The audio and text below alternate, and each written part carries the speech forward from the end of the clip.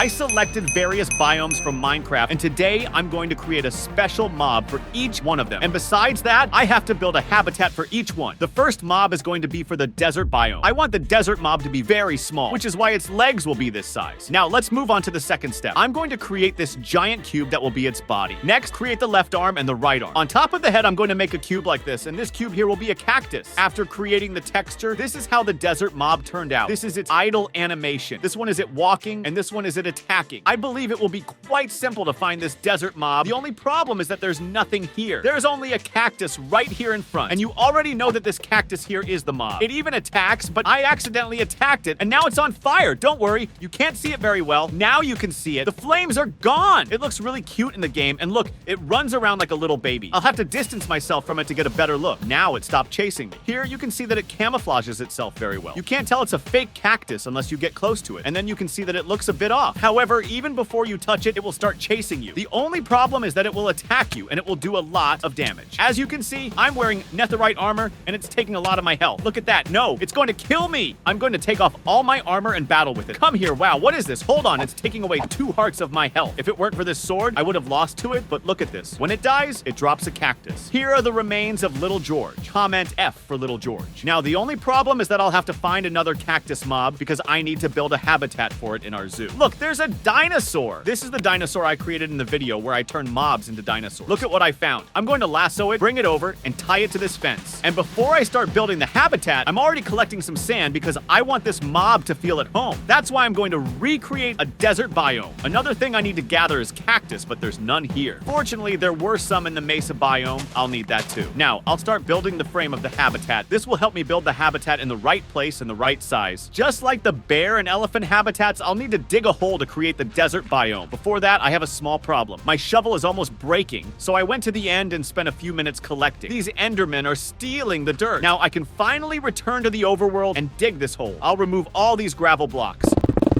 And as I'm going to make it a desert, of course, I'll have to fill this whole floor with sand. I need to finish building this habitat, but I won't use any Minecraft blocks. I'm going to do this because I added a mod that provides me with a tool that gives me various block options. For example, I selected sandstone, so it will give me several sandstone options. If I choose cobblestone, I'll have many different cobblestone options. The block I'm going to use is this one. Let me see. Does it look good if I place it on the wall? Look, it looks great. I'll make the entire wall, and I can't forget to add some cacti on the ground and these shrubs as well. What will protect against any mobs falling in are these sandstone fences. Before closing this section, I'll release our mob from the lasso. Hold on, I have to bring it inside. I'll lasso it. Come here, great. Wait, it's attacking me. Perfect. Now I just need to close it up. And this is how the desert mob habitat turned out. It looks really good. I liked it a lot. I'd give the mob an 8/10 and the habitat a 7/10. I'm in a cave because the next biome I'm going to create a mob for is the Lush Cave biome. I'll start by making the leg of the Lush Cave biome mob. I'll duplicate this. And to create the rest of the body, I need to make the torso. I'll take advantage of this to make a slightly larger cube. This will be the second layer of its skin. Now, I need to make the arm, but this arm will be quite long. You can see it goes down to the middle of its leg. I'll do the same thing I did with the torso. I'll create the second layer. Now just repeat on the other side. To make the head, the first thing I need to add is the neck. I'll make the bottom part of the head and create the top part. I separated this into 2 parts because I want to create a mouth in the middle and it will open and close. Now I'll make a square like this because I'll place a plant texture here, and to make it look more like the Minecraft texture, I made them parallel, which will give a really cool effect. After creating the texture, this is how the mob turned out. My goodness, it looks very beautiful. Its face turned out sensational, not to mention that I added some azaleas. And under its head, there's this plant. This is its walking animation, and it keeps opening and closing its mouth. The other animation is when it's idle. Wow, it looks really cool. Its attacking animation is quite scary. It takes a bite and pushes with its arms at the same time. And here in Minecraft, the mob from the Lush Cave biome looks very beautiful. Look, it's even coming towards me. I'll take care of you by hand. You're weak. Actually, it's not weak at all because it took away 1 heart of my health, and I'm wearing a full set of netherite armor. I'll need to heal up. Where is it? If I get distracted, it could kill me, but of course, I won't run from this fight. Come on! There, I managed to defeat it, and I also got a flowering azalea. Now I need to find another azalea mob to bring to our zoo. But first, I'll take the opportunity to gather all the blocks I need to build its habitat. The first one is the moss block. Some clays. Enjoy this satisfying sound.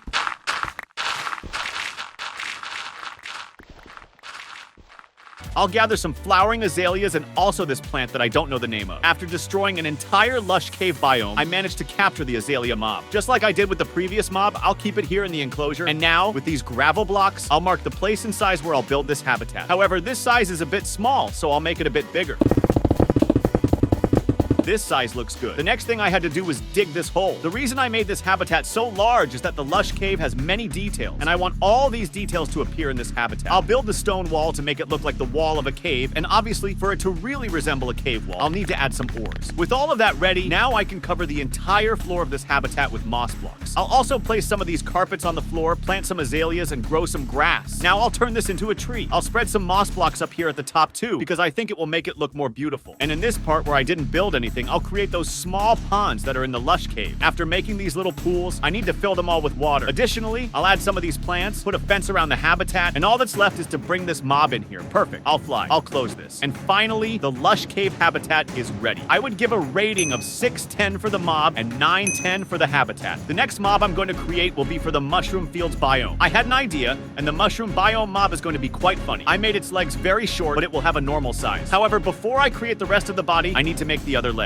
I'll create this cube, and this here will be its belly. Yes, it's going to be a chubby mob. Now, let's work on the chest area. This cube will be its head, and it's going to have a slight hunchback. Now, I need to create a larger cube on top of its head because this will be the mushroom cap. And to make the top of this mushroom look a bit nicer, I made a slightly smaller cube. I have to add the left arm, the right arm, and even though its 3D model is very simple, I'm sure this is going to look really cool. But to add the finishing touch, I made these two leaves parallel to each other because here I'll apply the Minecraft mushroom texture. Now, repeat on the other side. This is how the mushroom mob turned out after creating the entire texture. Honestly, I found this mob the most beautiful of all. You can see there's a mushroom texture here, and its body is made of mushroom stem. One of the things I liked the most was its idle animation. This one of it walking and this one of it attacking. With a punch, it will throw you up. And right here in front of me, there's already a mushroom mob. Look how handsome it turned out, and it's also a mob that attacks. In fact, it's attacking me. It deals the same damage as the other mobs, but it seems to be faster. Look, it keeps running without stopping. Well, I guess there's no other way than to fight back. Do you like a fight? Then take this. Come and battle with me. Good, I did it. This was much easier than the others, and it dropped a red mushroom. Since I'm already in this biome, I'll gather all the blocks I need to build the habitat. What I'll need a lot of is this mycelium. Don't worry, little cows, I won't destroy your home. I'll just take a bit of these red mushrooms and these red mushroom blocks. Oh, and to respawn this mob, I'll have to move quite far from this island. Here's the mushroom mob. Now I have to lasso it. I think the best way will be to take it while flying. Hold on, is it coming? Oh no, it fell. It would be better to take it while swimming. After a lot of effort, finally, now I'll keep it. Now I'll mark where I'll create the mushroom biome. One of the reasons I made this circle quite large is that I want to make the mushroom island right here in the middle, and around it, I want to add water. To save on mycelium blocks, I'll build this whole part here with gravel blocks, and around it, I'll use mycelium blocks. Create another layer with mycelium blocks. Fill the middle part with grass blocks, and create another layer with mycelium blocks. On top, plant mushrooms, and I'll break all this grassy part. I'll take the opportunity to remove these gravel blocks too.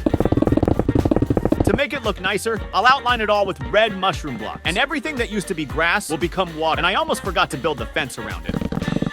I'll lure the mob in here. Okay, jump in here and now close this up. There you go, it's perfect. I'd give a rating of 6 out of 10 for the habitat and 9 out of 10 for the mob. The next mob I'm going to create will be for the ice biome. The mob for the snow biome will be quite easy to make. I've even already made one leg, so I'll make the other one now. I want it to have a unique shape, so I created this giant cube, and here will be its face along with its body. Now, I need to make its arm very large. I'll create the other one as well. On its face, I'll make an eyebrow and duplicate it. Up here, I'll make a leaf like this, and I'll create another one here. I did this because later I'll add a texture of an ice stalactite. But now I have to repeat the same process on the other side. After creating the entire texture, the top part looks really cool, where there's the pointed ice. Its face looks much more like a ghost, not to mention that its arm is entirely made of ice. This is its idle animation, and you can see it looks fierce. This other animation is it walking, and this one is it attacking. From the top of this iceberg, I can see the ice mob. It's very beautiful. Look, it moves quite fast because of the ice. Like the other mobs, it takes away a lot of health. In fact, I'll leave this place or else I'll die. Yeah, there's no other way. I'll have to battle it. Good, I did it. It dropped some blue ice. Since my goal is to build a habitat for it, I'm already collecting plenty of packed ice for construction. Another thing I'll need is snow, some blue ice, and regular ice. I'll capture this ice monster, lock it up here, and to speed things up, I've marked it all, dug a hole, and filled it with water. In the middle part, I'll start by building an ice platform, and I took the opportunity to place these ice stalactites on top of the wall. On top of this ice platform, I'll construct a small mountain. I'll build it with blue ice and snow, and I really liked how it turned out. With the white glass panel, I'll create a wall right in front of the structure. Now, all I need to do is bring this mob inside. Release it,